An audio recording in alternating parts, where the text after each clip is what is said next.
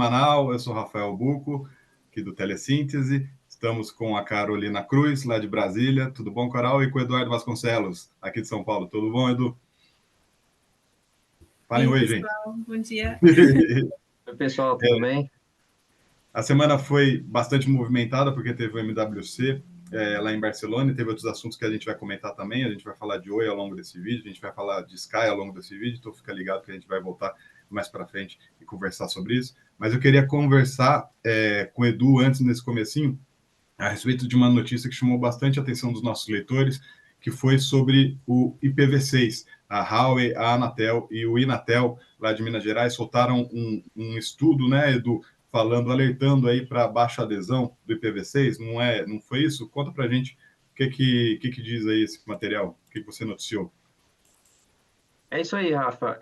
Logo na abertura do MWC, que foi na segunda-feira, dia 26 de fevereiro, as organizações, a Huawei, a Inatel e a Anatel, soltaram esse artigo técnico falando sobre a situação do IPv6 no Brasil e alertando que é preciso acelerar as adesões ao novo protocolo de internet, na verdade o mais recente, ele não é tão novo assim, e pedindo para que todo o setor de conectividade e de dispositivos tomem as suas iniciativas para que o Brasil possa acelerar essa adesão ao IPv6. Os números até mostram o Brasil assim numa posição, de certa forma, intermediária.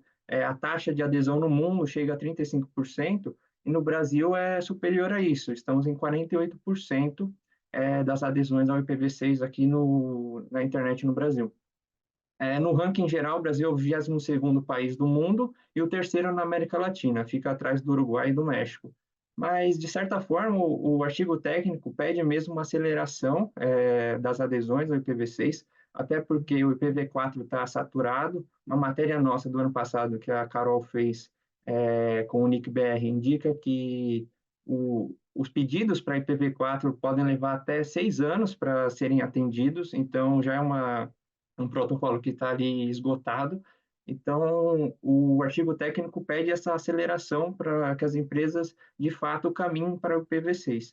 E o artigo diz assim que o IPv6, ficar em IPv4 tem algumas limitações, principalmente para a rede 5G e tecnologia IoT, né, que são aí algumas das tecnologias da atualidade mais comentadas. E também fala que quem está mais para trás é o setor fixo, tanto ISPs, provedores de conteúdo e fabricantes de equipamentos. E um exemplo são as Smart TVs. E o artigo até esclarece pelo fato de que o setor móvel, os usuários eles costumam trocar os equipamentos com mais frequência. Então, você compra um celular hoje, talvez daqui a 3 anos você já o troque por outro equipamento. Já equipamentos fixos, o usuário fica com ele por mais tempo. E as fabricantes também estão um pouco mais para trás nisso.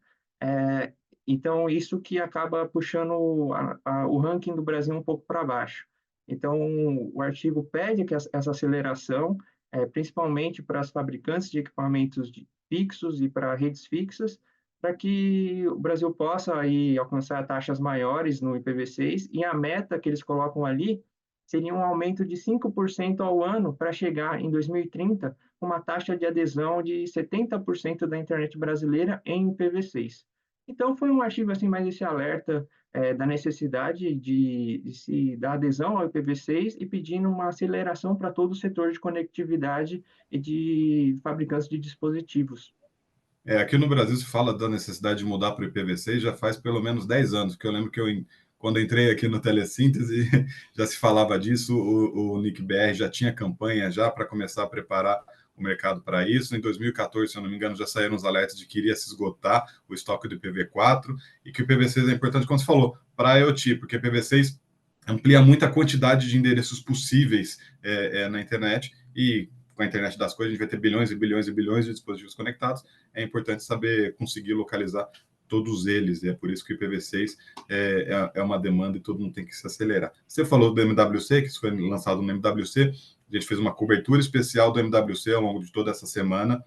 A Miriam Aquino foi lá, né, no evento, cobriu de perto, viu painéis, viu palestras, falou com os brasileiros, com delegação brasileira que estava lá, que foi uma das maiores que já foi para a história do MWC, contou tudo em vídeos e em textos ao longo da semana, então eu convido vocês que estão assistindo a gente, acessa lá o Telesíntese e veja todos esses vídeos, eles estão aqui no YouTube também, dá para conferir em mais detalhes, porque teve coisa importante política, teve debates que vão continuar acontecendo aqui no Brasil ao longo desse ano, como é o caso do Fair Share, por exemplo, já que o ministro anunciou que vai defender a taxação das big techs no país, pensando justamente na necessidade de inclusão digital. E aí eu queria mudar de assunto agora, não vou falar do MWC, quero falar de algo que eu escrevi a respeito na sexta-feira, que foi um pedido da Sky para não ser mais uma prestadora com poder de mercado significativo na TV paga. O que acontece? A Anatel classifica as empresas em empresas com poder de mercado significativo e empresas que não têm esse poder de mercado significativo conforme o segmento de atuação, e a TV paga é um deles. No entanto, o que acontece? Quando você classifica uma empresa como com poder de mercado significativo, ela passa a ter algumas obrigações regulatórias, e essas obrigações regulatórias são estendidas para todo o grupo econômico. Então, se a empresa é uma PMS em TV paga, ela tem que responder como PMS também no provimento de banda larga. Mesmo no caso da Sky, tendo 3 milhões e meio de clientes na TV paga e tendo 30 mil clientes, é pequenininha, na banda larga, por exemplo, ela acaba respondendo pela banda larga como se fosse um grande grupo econômico. A Sky afirma que não tem por que ser considerada PMS, mas não é por causa disso, não é por causa do impacto nos seus desejos de se tornar uma provedora de banda larga apoiada em redes neutras, que é um projeto que ela vem tocando já faz um ano e meio. Ela fala que ela quer deixar de ser para não ter as obrigações sobre a TV paga, porque o mercado audiovisual, de transmissão audiovisual de canais mudou muito nos últimos anos e o streaming hoje domina. O streaming hoje é muitas vezes maior do que era a TV paga anos atrás. Para você ter ideia, ela cita lá que em 2022 ela estima que o Netflix tivesse só no Brasil 20 milhões, 19 milhões de usuários, enquanto toda a TV paga no Brasil tinha 11 milhões, com várias empresas atuando. Então, é uma diferença muito grande, mudou completamente o mercado, e aí a empresa pede uma cautelar para justamente não ser mais PMS, enquanto pelo menos o novo PGMC não saiu, o Plano Geral de Metas de Competição, que deve alterar aí um pouco esse entendimento a respeito do que é o mercado de TV paga, de TV por assinatura. E aí isso levanta uma outra questão também importante, que é assim, a Anatel tem condições de acompanhar o mercado de streaming. A Anatel vai ter que fazer um levantamento de quanto cada streamer tem de clientes para poder considerá-los, enquadrá-los dentro do conceito de PMS, por exemplo, ou pelo menos para calcular se é possível considerar o PMS uma empresa de TV paga tradicional, que investe em infraestrutura, e daí tem algumas obrigações, enquanto o Netflix, por exemplo, não tem regulatórias. Então, essas são questões aí que vão ainda avançar ao longo dos próximos meses e faz parte da discussão do PGMC. Por enquanto, ainda não saiu nenhuma decisão a esse respeito do pedido da Sky. A área técnica mandou para a PFE está analisando lá se isso juridicamente faz sentido, mas dentro da Anatel, os técnicos falam que sim, é importante rever um pouco os conceitos do poder de mercado no audiovisual, porque se transformou completamente. E aí eu estou me repetindo, vou mudar de assunto, chamar a Carol. Carol, e depois eu volto para falar de hoje, tá? Mas, Carol, aconteceram também coisas em Brasília, coisas que impactam o futuro aí do Marco Civil da Internet e também o futuro do emprego. Você trabalhou com 2 tópicos bastante relevantes essa semana. Qual você quer começar? Marco Civil? Vamos de Marco Civil? Vamos de Marco Civil. A gente, muito se fala sobre o PL das fake news, né? Foi um dos grandes assuntos no ano passado, mas tem um projeto novo, que é a atualização do Código Civil brasileiro, e que pode trazer alguns dispositivos muito importantes para a regulação das plataformas digitais, né? E vindo de uma comissão de juristas, como é o caso, ameniza um pouco aquela discussão política, né, que envolvia o PL das fake news. Mas o que está prevendo esse PL? Um dos pontos mais discutidos ali no Marco Civil da Internet pode ser alterado via esse projeto de atualização do Código Civil. propõe-se ali revogar aquele artigo 19, né, que a gente fala que as plataformas não podem ser responsabilizadas sem uma decisão judicial prévia. E qual é a proposta? A proposta é, elas podem sim ser responsabilizadas civilmente e administrativamente. Quando a gente fala de administrativamente, a gente está, por exemplo, incluindo aquelas sanções que podem ser aplicadas pelo Ministério da Justiça, e essa responsabilização ela vem se houver danos em algum tipo de conteúdo de anúncio, né? Não é qualquer tipo de postagem, não é qualquer tipo de opinião, as pessoas têm liberdade de opinião, mas a partir do momento em que a plataforma está monetizando algum tipo de conteúdo criminoso, e seja criminoso porque há fraude, seja criminoso porque é um discurso de ódio, seja criminoso porque é fake news, né? A partir desse momento, ela pode ser, sim, responsabilizada. E a gente está falando de uma responsabilização solidária. É um termo que a gente, no jornalismo, tenta evitar, mas é quase inevitável, porque é o termo jurídico para isso, mas eu vou explicar. É basicamente uma possibilidade que você tem de cobrar que a empresa pague por danos, né? A plataforma pague por danos. Se você for esperar, você recebeu, você levou um dano ali, foi vítima de um dano moral, vítima de um dano material, até você localizar o autor, né? Existe todo um processo para isso e acaba inviabilizando qualquer tipo de punição, qualquer tipo de fiscalização nesse sentido. Então, a responsabilização solidária, ela coloca a plataforma como uma das possibilidades ali de punição, de resolver o caso, né?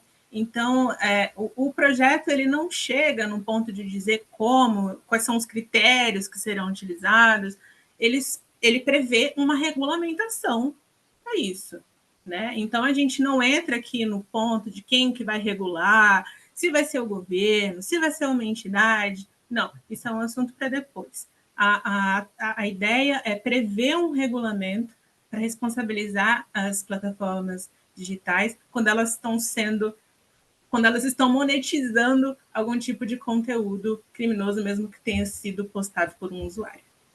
Tem um prazo para terminar essa revisão do Código Civil, Carol? Você sabe? Bom, é muito.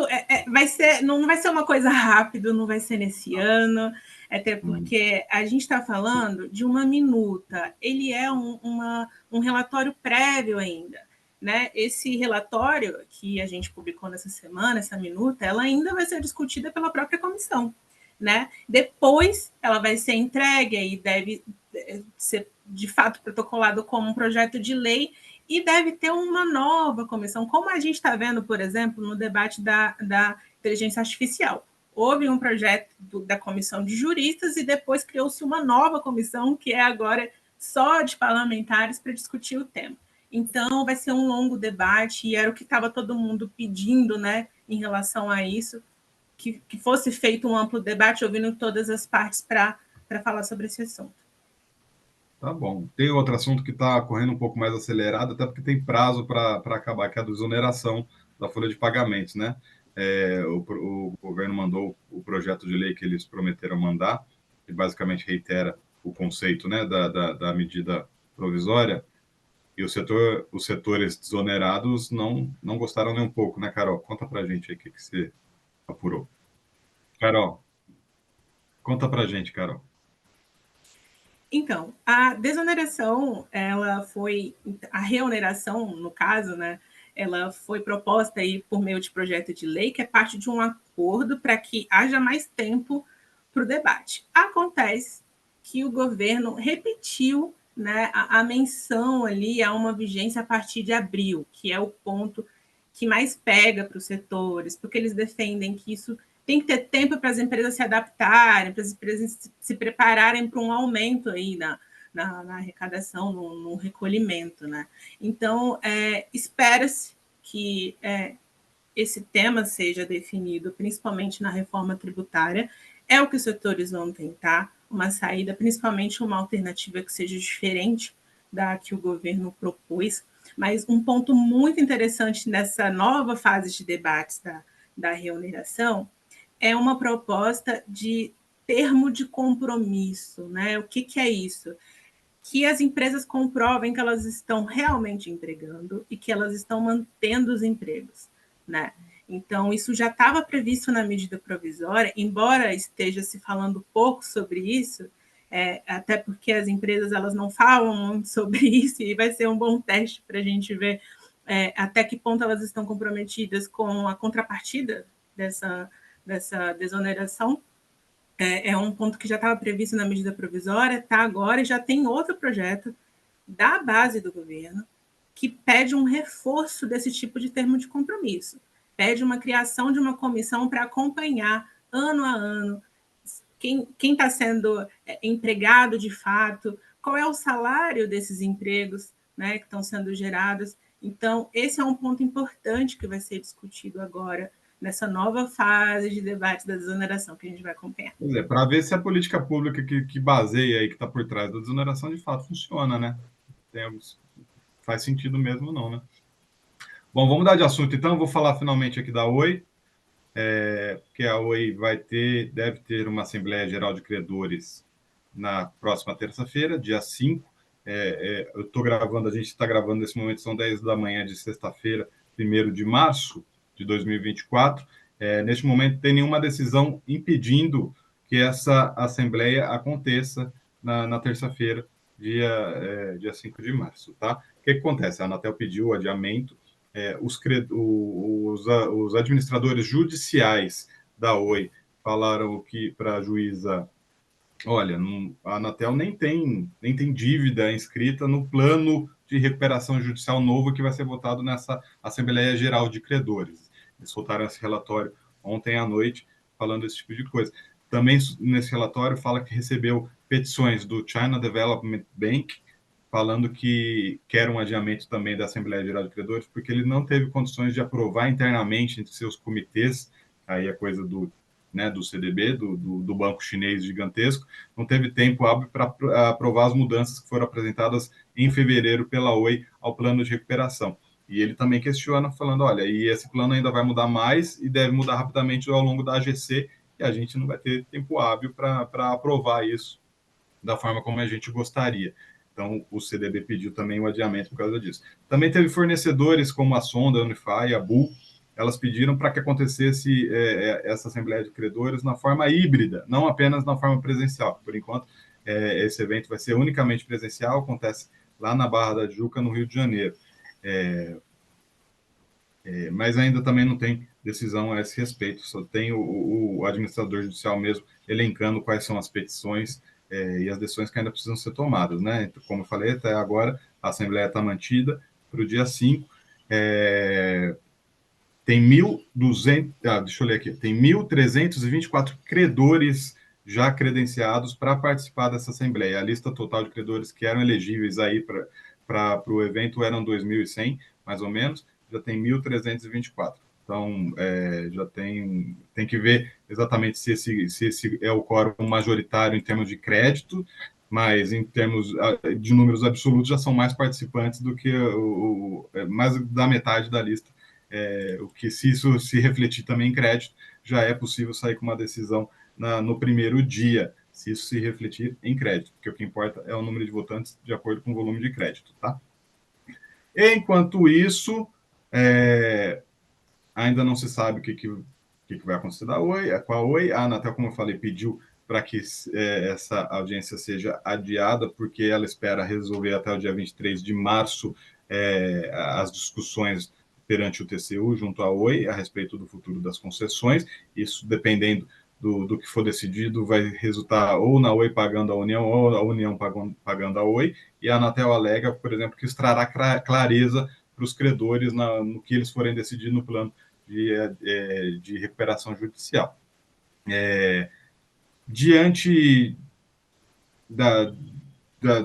de uma não decisão, por enquanto, da Justiça, a Anatel não deixa de trabalhar em todas as frentes. Por exemplo, ela continua trabalhando na relicitação das concessões. Ontem ela realizou uma audiência pública a respeito das novas regras de STFC e das concessões, e que vão impactar os próximos contratos depois de 2025.